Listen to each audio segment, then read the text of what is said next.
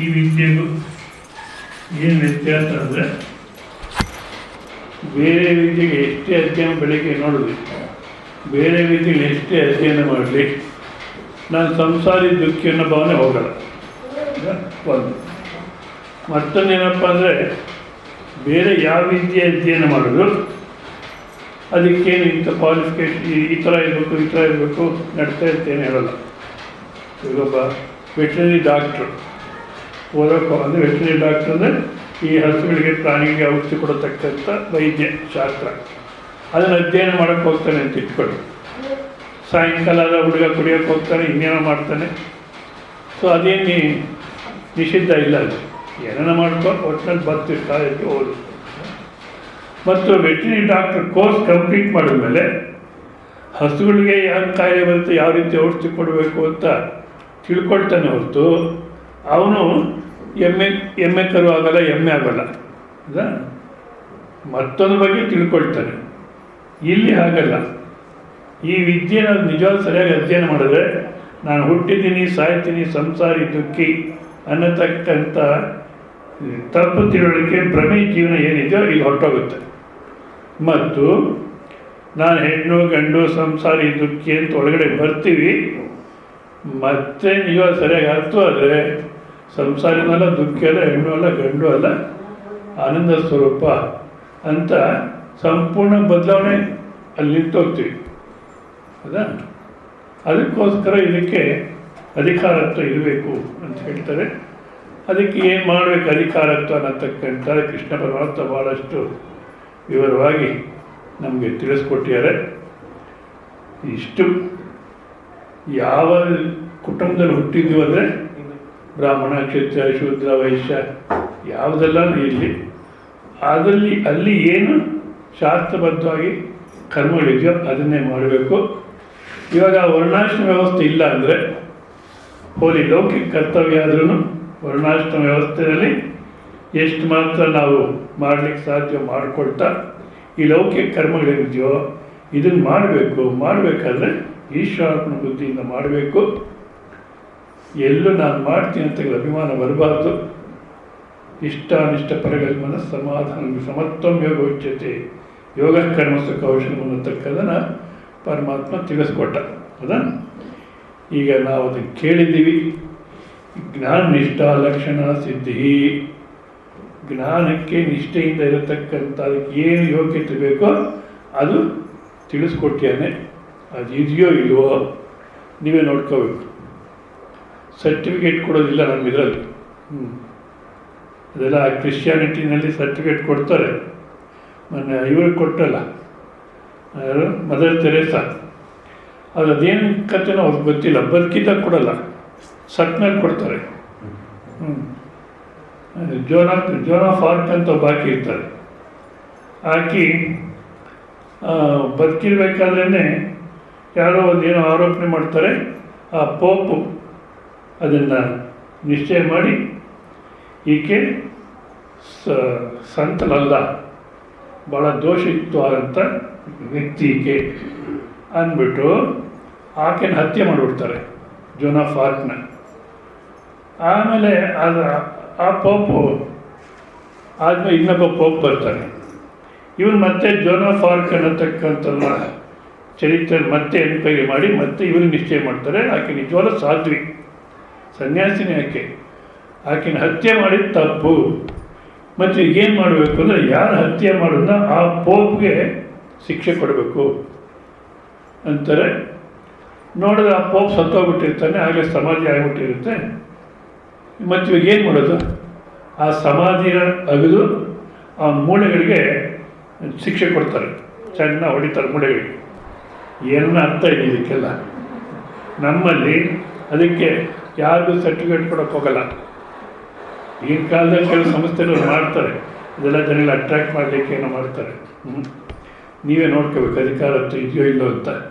ಇದೇ ಅಂತ ಒಪ್ಪಿಕೊಂಡು ಕೃಷ್ಣ ಪರಮಾತ್ಮ ಉಪದೇಶವನ್ನು ಪ್ರಾರಂಭ ಮಾಡ್ತಾ ಬೆಳಗಿನ ಶ್ಲೋಕದ ಆ ಶ್ಲೋಕ ಮತ್ತೊಮ್ಮೆ ಹೇಳಿ. 50ನೇ ಶ್ಲೋಕ. ಶ್ರೀ ಭಗವಾನುವಾಚ ಸಿದ್ಧಿಂ ಪ್ರಾಪ್ತೋ ಯಥಾ ಬ್ರಹ್ಮ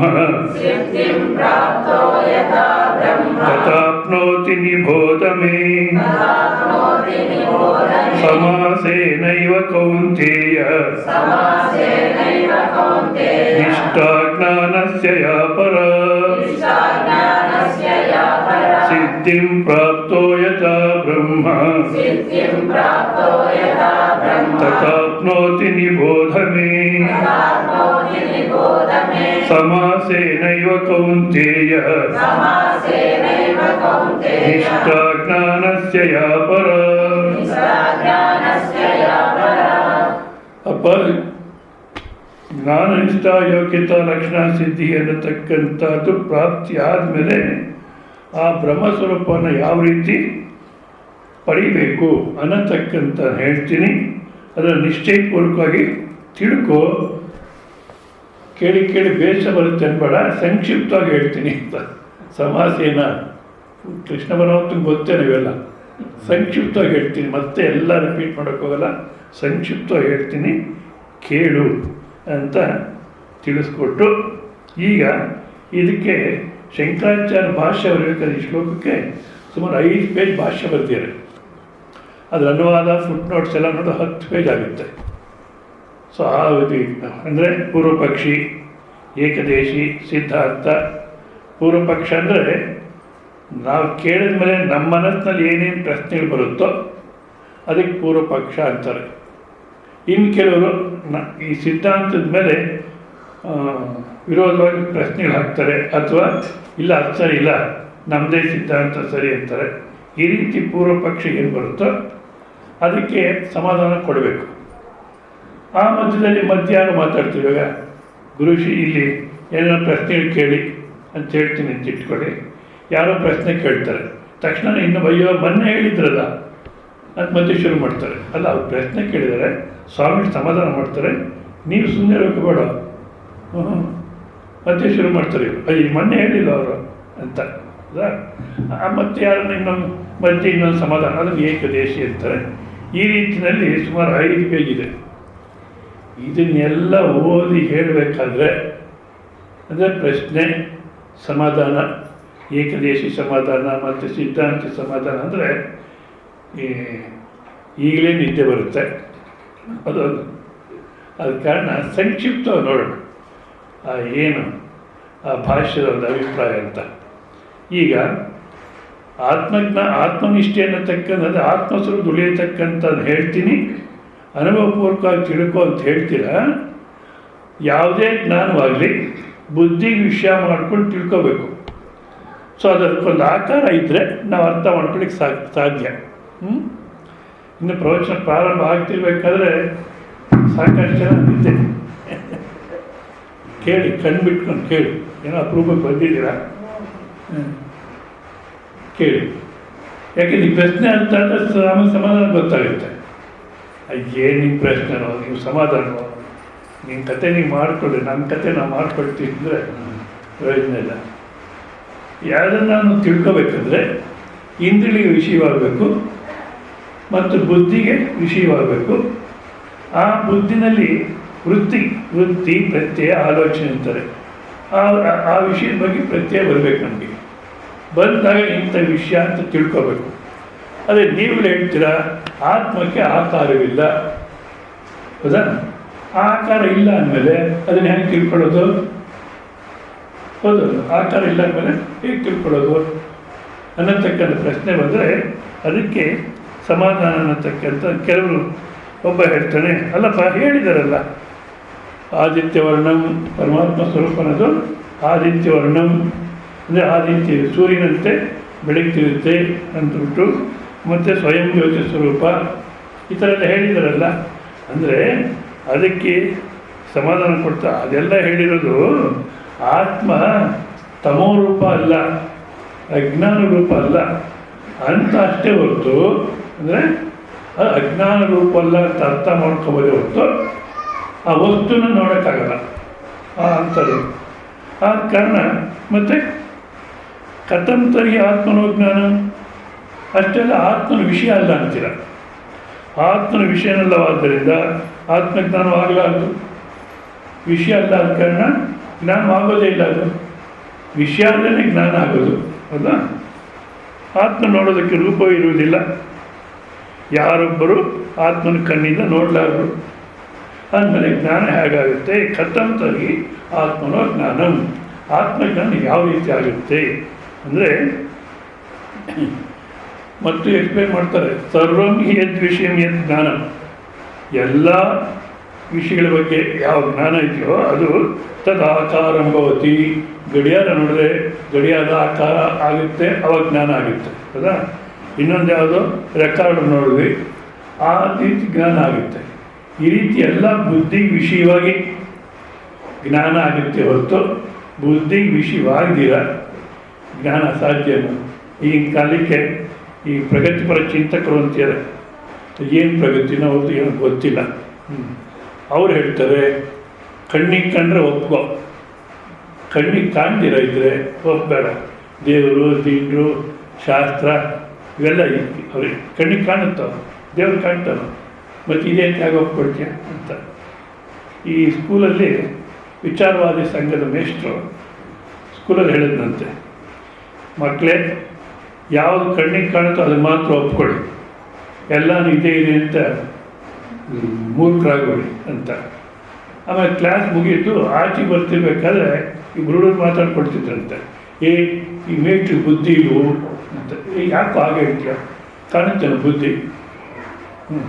ಬುದ್ಧಿ ಕಾಣುತ್ತೆ, ಕಾಣಲ್ಲ ಆಮೇಲೆ ಇಲ್ಲ, ಹೌದಲ್ಲ? ಅವನು ಹೇಳಿದ್ದಲ್ಲ ಮೇಷ್ಟ್ರು. ಈ ಥರ ನಮ್ಮ ಕಣ್ಣಿಗೆ ಕಾಣದಿರೋಷ್ಟು ಎಷ್ಟು ಅದನ್ನು ಒಪ್ಕೊಳ್ತಾ ಇದ್ದೀವಿ ನಾವು. ಈಗ ಕರೆಂಟ್ ಇದೆಯೋ ಇಲ್ಲ ಅಲ್ಲ, ಏನು ಈಗ ಕರೆಂಟ್ ಇದೆಯೋ ಇಲ್ಲ ಅಂತ ಗೊತ್ತಾಗಲ್ಲ ನಿಮಗೆ? ಇದೆಯಲ್ಲ ಹೇಳಿ, ಇದೆ. ನಿಮ್ಮ ಕಣ್ಣಿಗೆ ಕಾಣುತ್ತಾ? ಮತ್ತು ಹೇಗಿದೆ ಅಂತೀರ? ಅದು ಮಾಡೋ ಕೆಲಸ ನೋಡಿ ಇದೆ ಅಂತೀವಿ, ಹೌದಾ? ಅದೇ ರೀತಿ ಏನು ಬೇಡ, ಈ ಪ್ರಪಂಚ ಅನ್ನತಕ್ಕಂಥದ್ದು ಇಷ್ಟು ನಡೀತಿದೆಯಲ್ಲ, ಇದಕ್ಕೆ ಯಾರೋ ಒಬ್ಬ ಪರಿಪಾಲನೆ ಮಾಡೋದು ಇರಬೇಕು. ಇಲ್ಲದಿದ್ರೆ ಇಷ್ಟು ನಿಯಮದಲ್ಲಿ ನಡೀಲಿಕ್ಕೆ ಸಾಧ್ಯವಿಲ್ಲ. ನಾನು ಹೇಳಿದ್ನಲ್ಲ, ಗೋದಾವರಿ, ಕೃಷ್ಣಾ ನದಿ ಇವೆಲ್ಲ ಆ ರಾಜಮಂಡ್ರಿ, ಏಲೂರು ಅಲ್ಲೇ ಗಲಾಟೆ ಮಾಡ್ತೇವೆ ಪ್ರತಿ ವರ್ಷವೂ. ಒಂದ್ಸಲ ಆದರೂ ಕರೆನಳ್ಳಿಗೆ ಹೋಗೋಣ, ಅಲ್ಲಿ ನದಿನೂ ಇಲ್ಲ, ಸಮುದ್ರನೂ ಇಲ್ಲ ಅಂತ ಇತ್ತ ಕಡೆ ತಿರುಗುತ್ತೋ ನಿಯಮ, ಹೌದಾ? ಇಷ್ಟು ನಿಯಮದಲ್ಲಿ ನಡಿಬೇಕಾದ್ರೆ ಯಾವುದೋ ಒಂದು ಶಕ್ತಿ ಇರಬೇಕು. ಅದು ಯಾವುದು ಅಂದರೆ ಅದನ್ನು ವಿಷಯ ಮಾಡಿ ತೋರಿಸ್ಲಿಕ್ಕೆ ಆಗೋಲ್ಲ. ಆದಮೇಲೆ ಯಾವುದೇ ಜ್ಞಾನ ಆದರೂ ನಮಗೆ ವಿಷಯಾಕಾರವಾಗಿ ಆಗುತ್ತೆ, ಇದು ವಿಷಯನೂ ಆಗೋಲ್ಲ, ಆಕಾರವಿಲ್ಲ ಅಂದಮೇಲೆ ಇದನ್ನೇ ಯಾವ ರೀತಿ ತಿಳ್ಕೊಳ್ಳೋದು?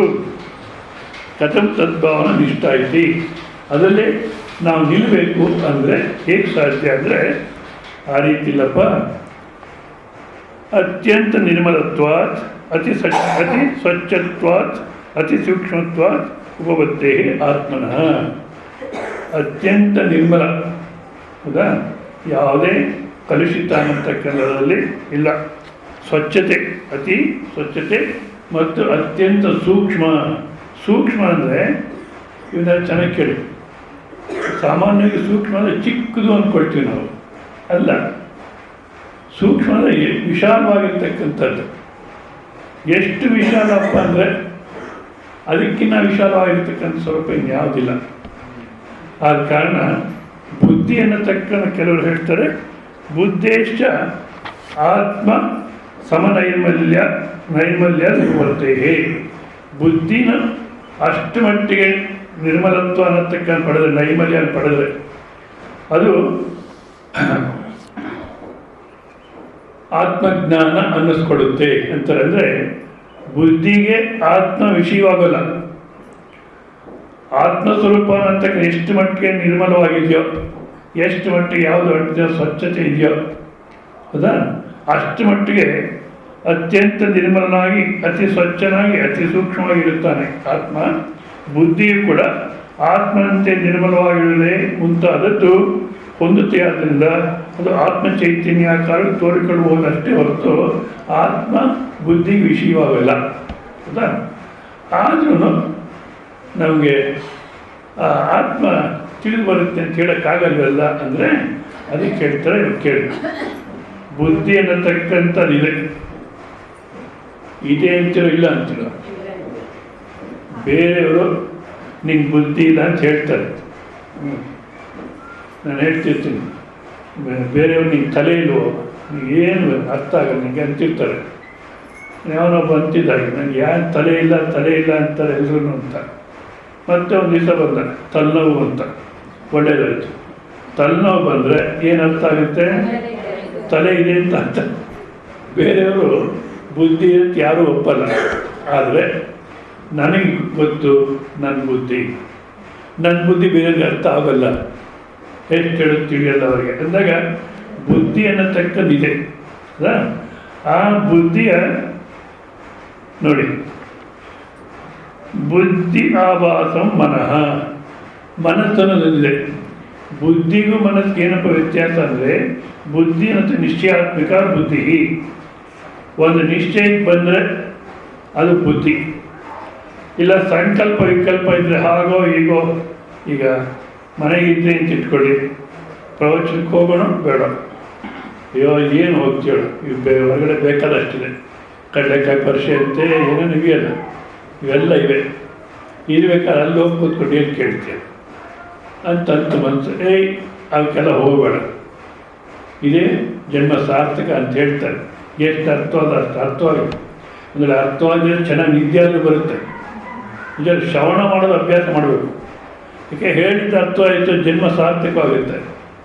ಅರ್ಥವಾಗಲಿಲ್ಲ ನಿದ್ದೆ ಬರುತ್ತೆ. ಅಷ್ಟೇ ಅಲ್ಲ, ಹೊರಗಡೆ ಇದ್ದರೆ ಏನು ಪಾಪ ಕೃತ್ಯ ನಡೆಯೋದೋ ಅದು ನಿಲ್ಲುತ್ತೆ. ಇದು ಒಂದು ಪುಣ್ಯ ಕೆಲಸ, ಯಾವುದೇ ರೀತಿ ನಷ್ಟ ಇಲ್ಲ. ಆದ ಕಾರಣ ಕೇಳೋದು ಕಲಿಬೇಕು. ಹೌದಾ? ಅಲ್ಲಿ ಹೋಗೋಣ ಅಂತ ಮನಸ್ಸು ಈ ಥರ ಕಡಲೆಕಾಯಿ ಪರಿಷೆಗೆ ಹೋಗೋದು, ಪ್ರವಚನಕ್ಕೆ ಹೋಗೋದು ಅಂತ ದ್ವಂದ್ವದಲ್ಲಿದ್ದಾಗ ಅದನ್ನು ಸಂಕಲ್ಪ ವಿಕಲ್ಪಾತ್ಮಕ ಮನಃ ಅಂತಾರೆ. ಬುದ್ಧಿಯ ಒಂದು ಆಭಾಸ. ಹೌದಾ? ಬುದ್ಧಿಯ ಒಂದು ಆಭಾಸ. ಅಷ್ಟೇ ಅಲ್ಲ, ತದಾಭಾಸ ಇಂದ್ರಿಯಾಣಿ, ಮನಸ್ಸಿನ ಆಭಾಸ ಇಂದ್ರಿಯಗಳು. ನೋಡಿ, ಇಂದ್ರಿಯ ಕೆಲಸ ಮಾಡಬೇಕಾದ್ರೆ ಇಂದ್ರಿಯ ಹಿಂಭಾಗದಲ್ಲಿ ಮನಸ್ಸನ್ನು ತಕ್ಕನಿರಬೇಕು. ಮನಸ್ಸಿರಬೇಕು.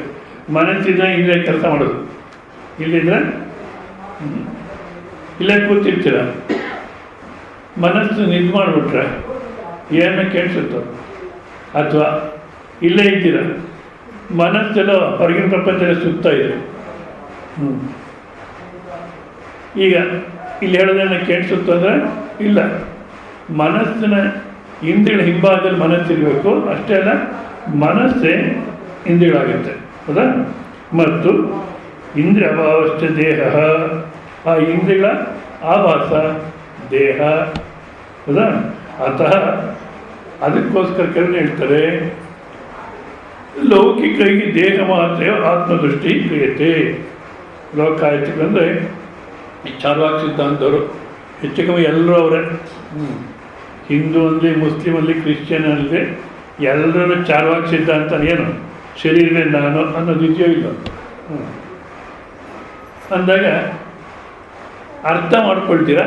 ಅಂದರೆ ಬುದ್ಧಿಯಿಂದ ಮನಸ್ಸು, ಮನಸ್ಸಿಂದ ಇಂದ್ರಿಯಗಳು, ಇಂದ್ರಿಯಗಳಿಂದ ಶರೀರ ಅನ್ನತಕ್ಕ ಅರ್ಥ ಮಾಡ್ಕೊಳ್ತೀರ. ಅಷ್ಟೇ ಅಲ್ಲ, ಬುದ್ಧಿ ಅನ್ನತಕ್ಕಂಥ ಸ್ವತಂತ್ರವಾಗಿದೆಯೋ ಅಂದರೆ ನನ್ನ ಬುದ್ಧಿ. ಹೌದಾ? ಅಂದಾಗ ಆ ನಾನು ಅನ್ನತಕ್ಕಂಥ ಯಾವುದೋ ಒಂದಿದೆ, ಅದರ ಆಭಾಸನೇ ಬುದ್ಧಿ, ಅದರ ಆಭಾಸ ಮನಸ್ಸು, ಅದರ ಆಭಾಸ ಇಂದ್ರಿಯಗಳು, ಅದರ ಆಭಾಸ ಶರೀರ. ಹೌದಾ? ಅದು ನಾವೀಗ ಹೇಳ್ತೀವಿ ಅಂತ ಇಟ್ಕೊಳ್ಳಿ, ಟ್ಯೂಬು ಬೆಳಕು ಕೊಡ್ತಾ ಇದೆ, ಮೈಕು ಚೆನ್ನಾಗಿ ನಮಗೆಲ್ಲ ಕೇಳಿಸೋ ಥರ ಪ್ರಯತ್ನ ಮಾಡ್ತಾ ಇದೆ ಅಂತೀವಿ. ನಿಜವಾಗ್ಲೂ ಟ್ಯೂಬ್ ಬೆಳಕು ಕೊಡ್ತಿದೆ ಅಂದರೆ ಟ್ಯೂಬ್ಗೆ ಆ ಶಕ್ತಿ ಇದೆಯೋ ಅಥವಾ ಕರೆಂಟಿಗೆ ಶಕ್ತಿ ಇದೆಯೋ? ಹೋಗ್ತಾನೆ. ಮೈಕ್ ಕೆಲಸ ಮಾಡ್ತಿದೆ, ಕರೆಂಟ್ ಇದ್ದರೆ ಕೆಲಸ ಮಾಡ್ತಿಲ್ಲ ಅಂದರೆ ಇಲ್ಲ. ಅದು ನಮಗೆ ಕರೆಂಟ್ ಕಣ್ಣಿಗೆ ಕಾಣಲ್ಲ. ಹೌದಾ? ಕರೆಂಟು ಕಣ್ಣಿಗೆ ಕಾಣಲ್ಲ. ಅದೇ ರೀತಿ ಬುದ್ಧಿ ಅನ್ನತಕ್ಕ ನನ್ನ ಬುದ್ಧಿ ಅಂದಾಗ ಆ ನಾನು ಅನ್ನತಕ್ಕಂಥದ್ದು ಇದೆ, ಅದು ನಮಗೆ ಕಣ್ಣಿಗೆ ಕಾಣ್ತಿಲ್ಲ. ಹೌದಾ? ಅಷ್ಟೇ ಅಲ್ಲ, ನೀವು ವ್ಯವಹಾರನ ನೋಡಿಕೊಂಡ್ರೆ ನಾನು ಅನ್ನೋದು ಎರಡು ರೀತಿ ಇರುತ್ತೆ. ಒಂದು, ನಾನು ಇಂಥವಳು, ನಾನು ಇಂಥವನು ಅನ್ನೋ ಅಭಿಮಾನದಿಂದ ಇರುತ್ತೆ. ವ್ಯವಹಾರ ಮಾಡಬೇಕಾದ್ರೆ ಆ ಅಭಿಮಾನ ಅನ್ನತಕ್ಕಂಥ ಯಾರ್ಯಾರ ವ್ಯವಹಾರ ಮಾಡಿದ್ರೆ ಆ ರೀತಿ ಅಭಿಮಾನ ಬರುತ್ತೆ. ಆ ರೀತಿ ಅಭಿಮಾನ ಬರೋದೇ ಒಳ್ಳೆಯದು, ಇಲ್ಲ ವ್ಯವಹಾರ ನಡೆಯೋಲ್ಲ. ಮತ್ತು ಉಚ್ಚಾಸ್ಪತ್ರೆಗೆ ಹಾಕ್ಬಿಡ್ತಾರೆ. ಸರಿ, ಯಾರ ಮನೆಗೆ ಹೆಂಡತಿ ಮಾತಾಡ್ತಿರ್ತಾನೆ, ನಾನು ಗಂಡ ಅನ್ನೋ ಅಭಿಮಾನದಿಂದ ಹೋಗ್ತಾನೆ, ಅಂಗಡಿನಲ್ಲಿ ಬಾಗಿಲು ತೆಕ್ಕೊಂಡು ಕೂತ್ಕೊಳ್ತಾನೆ. ಇನ್ನೊಬ್ಬ ಯಾರೋ ಹೆಂಗಸ್ ಬರ್ತಾಳೆ ವ್ಯಾಪಾರಕ್ಕೆ, ಅವಾಗ ಕೂಡ ನಾನು ಗಂಡ ಅನ್ನತಕ್ಕಂಥ ಅಭಿಮಾನ ಇದ್ದರೆ ಏನು ಮಾಡ್ತಾರೆ? ಅವಾಗ ಹಲ್ಲು ದೋಸ್ತಾರೆ, ಇಲ್ಲಾಂದ್ರೆ ಆಸ್ಪತ್ರೆಗೆ ಸೇರಿಸ್ತಾರೆ. ಯಾರೇ ವ್ಯವಹಾರ ಮಾಡಿದ್ರೆ ಅವಾಗ ಬದಲಾವಣೆ ಆಗ್ತಿದೆ. ನಾನು ಇಂಥವಳು ಅನ್ನೋದು. ಆ ನಿದ್ದೆ ಎಂದಾಗ ನಾನು ಇಂಥವಳು ಅನ್ನೋದು ಇಲ್ದಿರ, ನಾನು ನಿದ್ದೆ ಮಾಡ್ತಿದ್ದೀನಿ ಅಂತ ಇಲ್ದಿರ ಇರ್ತೀವಿ. ಅದೇ ಮೂಲ. ಅದರ ಆಭಾಸ ಬುದ್ಧಿಯ ಆಭಾಸ ಮನಸ್ಸು, ಮನಸ್ಸಿನ ಆಭಾಸ ಇಂದ್ರಿಯಗಳ ಆಭಾಸ ಶರೀರ, ಮತ್ತಿನೆಲ್ಲ ಪ್ರಪಂಚ. ಹೌದಾ? ಅಂದಾಗ ಬುದ್ಧಿಗೂ ಸಾಕ್ಷ್ಯ ಆಗಿರ್ತದೆ, ಬುದ್ಧಿಗೂ ಆಚೆ ಇರ್ತಕ್ಕಂಥದ್ದನ್ನು ಬುದ್ಧಿಗೆ ವಿಷಯ ಮಾಡಿ ತಿಳ್ಕೊಳಕ್ಕಾಗಲ್ಲ. ಈಗ ನಿದ್ದೆ ಅಂತ ಹೇಳ್ತಿದ್ದೀನಿ ನಾನು. ಆ ನಿದ್ದೆಯಲ್ಲಿರ್ತಕ್ಕಂಥ ಸ್ವರೂಪ ಹೇಗಿದ್ರೆ ಅಂತ ನಿಮ್ಮ ಅನುಭವದಲ್ಲಿದೆ. ಹೌದಾ? ಅದನ್ನು ಮಾತಿನಿಂದ ಹೇಳೋಕ್ಕಾಗಲ್ಲ. ಅದೇ ಒಂದೇ ಒಂದು ಹಾಯಾಗಿ ಇದು ಮಾಡಿದೆ, ಮತ್ತು ಹಾಯಾಗಿ ಇದು ಮಾಡಿದೆ, ಆನಂದವಾಗಿ ಇದು ಮಾಡಿದೆ ಅಂತೀವೋ ಇಲ್ಲ.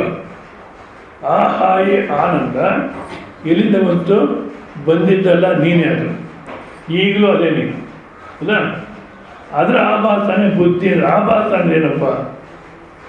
ಈಗ ಕರಡಿ ಮುಂದೆ ನಿಂತ್ಕೊಂಡು ಸರಿ ಅಲಂಕಾರ ಮಾಡ್ಕೊಳ್ತೀರ. ಹೌದಾ? ಹೆಂಗಸಾಲಿ ಗಂಡಸಾಲಿ ಅಲ್ಲಿ ಮುಖ ಕಾಣುತ್ತೆ. ಹೌದಲ್ಲ? ಇದು ವೇದಾಂತ ಅಲ್ಲ. ವೇದಾಂತ ಅರ್ಥ ಆಗಲಿಕ್ಕೆ ನಿಮ್ಮ ವ್ಯವಹಾರ ದೃಷ್ಟಾಂತ. ಮುಖ ಕಾಣುತ್ತೆ, ಅದು ವ್ಯವಹಾರಕ್ಕೆ ಅನುಕೂಲ. ಆದರೆ ಆ ಕಣ್ಣಿನ ಮುಖ ಕಂಡಾಗ ಅಲ್ಲಿ ಇನ್ನೊಬ್ಬರಿದ್ದಾರೆ, ಯಾರಾದ್ರು ಅಲ್ಲಿ ಪ್ರತಿಬಿಂಬ ನೋಡಿ ಇಲ್ಲಿ ಕುಂಕುಮ ಇಟ್ಕೊಳ್ತೀವಿ. ಹೌದಾ? ಅಲ್ಲಿ ಪ್ರತಿಬಿಂಬ ನೋಡಿ ಕುಂಕುಮ ಇಟ್ಕೊಳ್ತೀವಿ, ಅವ್ರಿಗೆ ಅನುಕೂಲವಾಗಿದೆ. ಆದರೆ ಅಲ್ಲಿ ಯಾರನ್ನ ಇದ್ದಾರೋ ಇಲ್ಲ, ಅದನ್ನು ಆಭಾಸ ಅಂತಾರೆ. ಇವೆಲ್ಲ ವ್ಯವಹಾರಕ್ಕೆ ಅನುಕೂಲವಾಗಿರೋದು ನಮ್ಮದೇ ಪ್ರತಿಬಿಂಬ. ಆ ನಾನು ಅನ್ನತಕ್ಕಂಥ ಅನಿಸಿಕೆ ಇಲ್ದಿರ, ನಾನು ಇದ್ದೀನಿ ಅನ್ನತಕ್ಕಂಥ ಅನಿಸಿಕೆ ಇಲ್ದಿರ ಯಾವುದು ಇದೆಯೋ, ಯಾವುದನ್ನು ನಾವು ಜಾಗೃತ ಅವಸ್ಥೆ ಬುದ್ಧಿಯಿಂದ ನಿದ್ದೆ ಅಂತ ಭ್ರಮೆ ಪಡ್ತೀವೋ ಅದು ನಿಜವಾದ ನಿದ್ದೆ ಅಲ್ಲ. ಆ ಸ್ವರೂಪದ ಪ್ರತಿಬಿಂಬ ಆಭಾಸವೇ ಇಡೀ ಪ್ರಪಂಚವಿಲ್ಲ. ಹೌದಾ? ಈ ನಮ್ಮ ಪರಿಚಯಸ್ತು ಅಂತಾರೆ. ಹೌದಾ? ನಿಜವಾದ ಅವ್ರ ಪರಿಚಯ ಆಗಿಲ್ಲ. ಯಾಕೆಂದರೆ ಅವ್ರು ಮಾಡೋ ಕೆಲಸ ಗೊತ್ತು, ಅವ್ರ ಮನೆಗೆ ಗೊತ್ತು, ಮತ್ತು ಅವ್ರ ಶರೀರ ಗೊತ್ತು ನಮಗೆ. ಅವ್ರ ಹತ್ರ ಮಾತಾಡಿದ್ವಿ, ಅವ್ರ ಮಾತು ಯಾವ ರೀತಿ ಮಾತಾಡ್ತಾರೆ ಅನ್ನೋದು ಗೊತ್ತು. ಅವ್ರ ಮನಸ್ಸು ಸ್ವಲ್ಪ ಅರ್ಥ ಮಾಡ್ಕೊಂಡಿದ್ವಿ, ಅವ್ರ ಬುದ್ಧಿನ ಅರ್ಥ ಮಾಡ್ಕೊಂಡಿದ್ವಿ. ಆದರೆ ಅವರು ನೋಡಿದ್ಯೋ? ಅವ್ರಿಗೆ ಸಂಬಂಧಿಸಿದೆಲ್ಲ ನೋಡಿದ್ಯಾ? ಅವರು ನೋಡಿದ್ಯೋ? ಮತ್ತು ಹಿಂದಿನಲ್ಲಿ ಪರಛಾಯ ಹಮಾರ ಪರಿಚಯ ಅಂತಾರೆ. ನನ್ನ ಪರಿಚಿತ ಅಂದರೆ ಪರಛಾಯ, ನಾನೇ ಅದು ಬೇರೆಯಾಗಿ ಕಾಣ್ತಿದೆ, ನನ್ನದೇ ಛಾಯೆ ಬೇರೆಯಾಗಿ ಕಾಣ್ತಿದೆ. ನೆರಳು ಸ್ವತಂತ್ರವಾಗಿ ನೆರಳು ಅನ್ನೋದೊಂದು ನಾನು ಇಬ್ಬರಿದ್ದೀವೋ ಅಲ್ಲ, ಆ ನೆರಳು ಅನ್ನತಕ್ಕಂಥದ್ದು ನನ್ನನ್ನು ಬಿಟ್ಟು ಸ್ವತಂತ್ರವಾಗಿದೆಯೋ? ಅದೇ ರೀತಿ ಆ ಸ್ವರೂಪವನ್ನು ಬಿಟ್ಟು ಬುದ್ಧಿ, ಮನಸ್ಸು, ಇಂದ್ರಿಯಗಳು, ಶರೀರ, ಪ್ರಪಂಚ ಅನ್ನೋದು ಸ್ವತಂತ್ರವಾಗಿ ಸಿದ್ಧವಾಗಲ್ಲ. ಅದು ನೀನು ಸ್ವತಂತ್ರವಾಗಿ ಸಿದ್ಧವಾಗ್ತೀಯ. ನೀನು ಇದ್ದೀಯ ಅನ್ನೋಕ್ಕೆ ಯಾರು ಪ್ರಮಾಣ? ಯಾರೊಬ್ಬ ಈಗಿನ ಕಾಲದಲ್ಲಿ ಎಲ್ಲ ಗ್ರ್ಯಾಜುಯೇಟ್ಸ್ ಈಗಿನ ಕಾಲದಲ್ಲಿ ಶುದ್ಧ 3 ಜನ ಮದುವೆ ಮಾಡ್ಕೊಂಬಂದ. ನೀನಿದ್ದೀಯನೇ ಅಂದೆ. ಸ್ವಾಮೀಜಿ, ಈ ಹುಡುಗಿ ಮದುವೆ ಆಗಿದ್ದಾಳೆ ಅಂದರೆ ನಾನು ಇದ್ದಾಗೆ ತಾನೆ, ಇಲ್ಲೇ ರಾವಳು ಅಂದರೆ ಆ ಹುಡುಗಿ ಮದುವೆ ಆಗಿದ್ದಕ್ಕೋಸ್ಕರ ನಾನು ಇದ್ದೀನಿ ಅಂತಲೋ ಮತ್ತು ಆಗದೇ ಇದ್ರು ಸ್ವತಃ ಸಿದ್ಧ. ಇನ್ನು ಮಿಕ್ನಾದೆಲ್ಲ ನನ್ನಿಂದ ಸಿದ್ಧ ಆಗುತ್ತೆ. ಹೌದಾ? ಅದಕ್ಕೋಸ್ಕರ ಆ ಸ್ವರೂಪ ನಾನು ಅನ್ನತಕ್ಕಂಥ ತಿಳುವಳಿಕೆ ನಿಂತರೆ ಅದನ್ನು ಮತ್ತೆ ಬುದ್ಧಿಯಿಂದ ನೋಡಬೇಕು, ಅದೆಲ್ಲ ನೋಡಲಿಕ್ಕಾಗೋದಿಲ್ಲ. ಹೌದಾ? ಅದೇ ಇವಾಗ ರಥೋತ್ಸವ ನಡೆಯುತ್ತೆ, ನಮ್ಮಲ್ಲೆಲ್ಲ ಚೆನ್ನಾಗಿ ಇಟ್ಟಿದ್ದಾರೆ. ಬರ್ತಾ ಬರ್ತಾ ಅದನ್ನೆಲ್ಲ ಒಂದು ಮನೋರಂಜನೆ ಭೋಗ ವಸ್ತು ಥರ ಮಾಡ್ಕೊಂಡ್ಬಿಟ್ಟಿದ್ದೀವಿ. ಯಾರೋ ಸ್ವಾಮಿಗಳು ಯಾವುದೋ ಪೇಪರ್ ಓದ್ತೀನಿ ನಾನು, ಯಾವುದೋ ರಥೋತ್ಸವದಲ್ಲಿ ಮಾತಾಡಿದ್ದಾರೆ. ರಥೋತ್ಸವದಲ್ಲಿ ಹೋಗಿ ದರ್ಶನ ಮಾಡಿದ್ರೆ, ರಥದಲ್ಲಿ ಕೂಡಿಸಿರ್ತಕ್ಕಂಥ ದೇವರನ್ನ ದರ್ಶನ ಮಾಡಿದ್ರೆ ನೀವು ಮೋಕ್ಷ ಸಿಗುತ್ತೆ ಅಂತೇಳಿದ್ದಾರೆ. ಇವತ್ತು ಎಷ್ಟು ಜನ ಇರ್ತಾರೋ ಅದು ರಥೋತ್ಸವ ನೋಡಲಿಕ್ಕೆ, ಹೌದಾ? ಒಂದೊಂದು ವರ್ಷವೂ ಅಷ್ಟಿಷ್ಟು ಜನ ದೊಡ್ಡಬಳ್ಳಾಪುರದಲ್ಲಿ ಆ ರಥ ನೋಡಿ ಮೋಕ್ಷ ಆಗಿದೆ ಅಂದರೆ ಇವಾಗ ನಿಜವಾಗ್ಲೂ ಗೋಳಾಡೋರು ಯಾರು ಇರಬಾರ್ದು, ಹೌದಲ್ಲ? ಆ ರೀತಿ ಅಲ್ಲ, ರಥದಲ್ಲಿರ್ತಕ್ಕಂಥ ದೇವರನ್ನು ನೋಡಿದ್ರೆ ಮೋಕ್ಷ ಅಂದ್ರೆ ಏನರ್ಥ? ರಥ ಅಂದ್ರೆ ಇದು ಶರೀರ ರಥವೇ ವಚ ಕಠೋಪನಿಷತ್ತು ಅನ್ನುತ್ತೆ, ಶರೀರವೇ ರಥ, ಹೌದಾ? ಹಿಂದಿಳು ಅನ್ನತಕ್ಕಂಥ ಕುದುರೆಗಳು, ಮನಸ್ಸು ಅನ್ನತಕ್ಕಂಥ ಕಡಿವಾಣ, ಇಲ್ಲೊಬ್ಬ ರಥಸ್ವಾಮಿ ಇದ್ದಾನೆ. ಆ ರಥಸ್ವಾಮಿನ ಅರ್ಥ ಮಾಡಿಕೊಂಡ್ರೆ, ಅವನ ದರ್ಶನ ಮಾಡಿದರೆ, ಈ ಥರ ಶ್ರವಣ ಮಾಡಿ ಆವಾಗ ಮೋಕ್ಷ. ಅಷ್ಟೇ ಹೊತ್ತು ಅಲ್ಲೋದ್ರೂ ಮೋಕ್ಷ ಅಲ್ಲ. ಅಲ್ಲಿ ಮೋಕ್ಷ ಅಂದರೆ ಸದ್ಯ ಮನೆ ಗಲಾಟೆ ಬಿಡಿಸ್ಕೊಂಡು ಅಲ್ಲಿ ಹೋಗ್ತೀವಿ, ಆ ಗಲಾಟೆಗೆ ಸೇರ್ಕೊಳ್ತೀವಿ. ಅದು ವರ್ಷಕ್ಕೊಂದು ಸಲ ನಡೆಯೋದ್ರಿಂದ ಸ್ವಲ್ಪ ಚೆನ್ನಾಗಿ ಕಾಣುತ್ತೆ ಅಷ್ಟೇ, ಮೋಕ್ಷ ಅಂತೂ ಸಿಗಲ್ಲ. ಈ ಯಾರು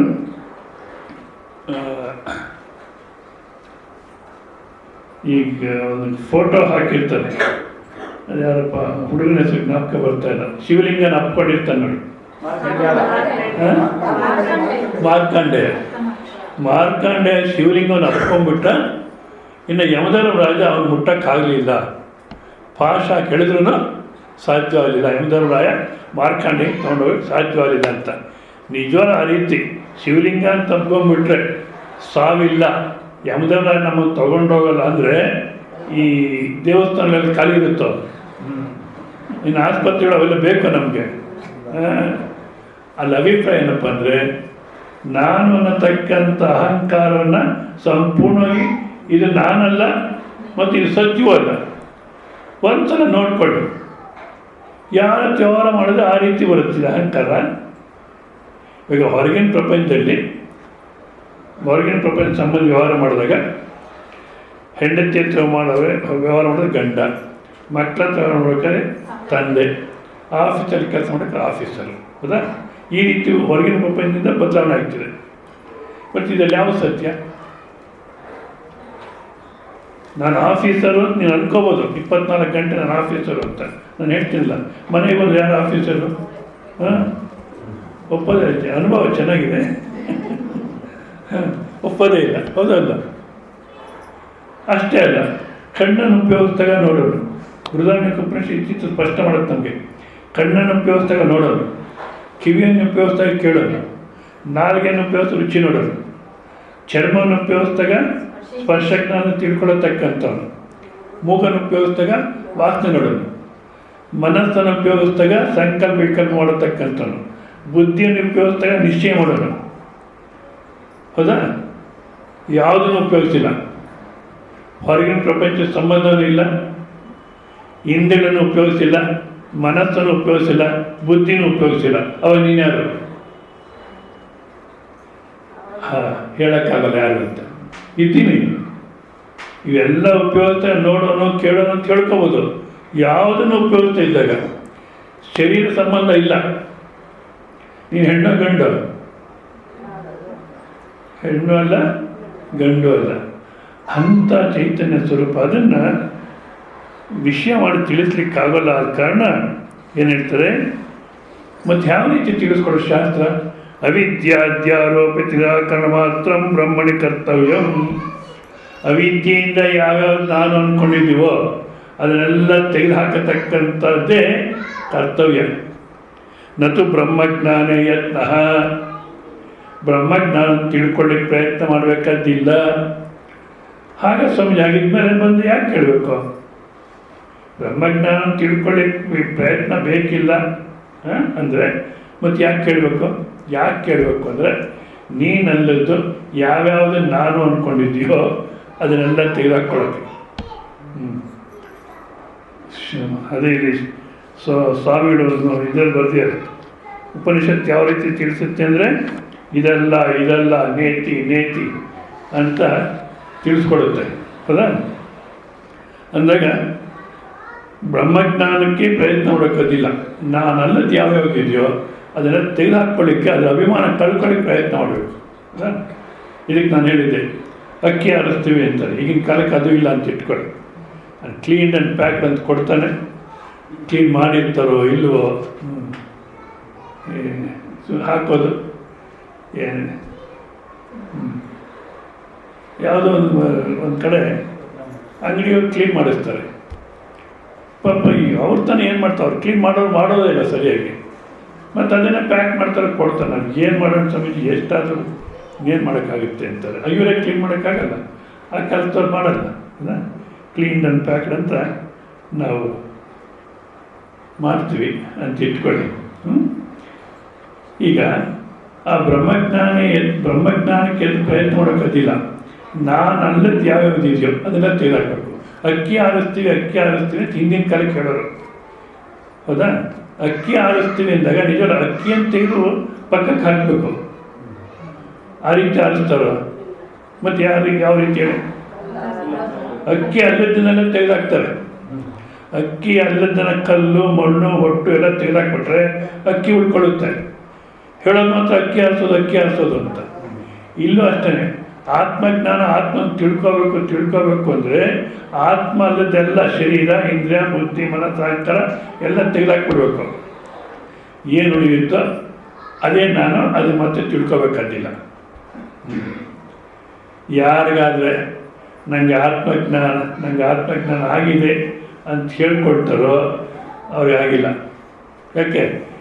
ಈ ತಿಳ್ಕೊಳತಕ್ಕಂಥ ನಾನು ಇದನ್ನೆಲ್ಲ ಇವನು ಬಿದ್ದೋದ್ರೆ ಆತ್ಮ ಉಳಿತಾನೆ. ನನಗೆ ಆತ್ಮಜ್ಞಾನ ಆಗಿದೆ ಅಂದರೆ, ಇವಾಗ ನನಗೆ ಚೆನ್ನಾಗಿ ನಿದ್ದು ಬಂದಿದೆ, ಮಲಗಿದ್ದಾರೆ, ನಿದ್ದು ಬಂತೆ ಅಂತ ಕೇಳಿದ್ರೆ ಫಸ್ಟ್ ಕ್ಲಾಸಾಗಿ ನಿದ್ದು ಬಂದಿದೆ ಅಂತಾರೆ. ಅವ್ರಿಗೇನು ಅರ್ಥ ಹೇಳಿ? ಹೇಳ್ತೀಯಾನೆ, ನಿದ್ದು ಬಂದರೆ ನಿದ್ದು ಬಂದಿದೆ. ಅದೇ ರೀತಿ ಆತ್ಮಜ್ಞಾನವಾದರೆ ಜ್ಞಾನವಾಗಿದೆ. ಇದರಲ್ಲಿ ಸಾಕ್ರೆಟಿಸ್ ಒಬ್ಬರ ಸ್ಪಷ್ಟವಾಗಿ ನಮಗೆ ಚೆನ್ನಾಗಿ ಸಿಗೋದು.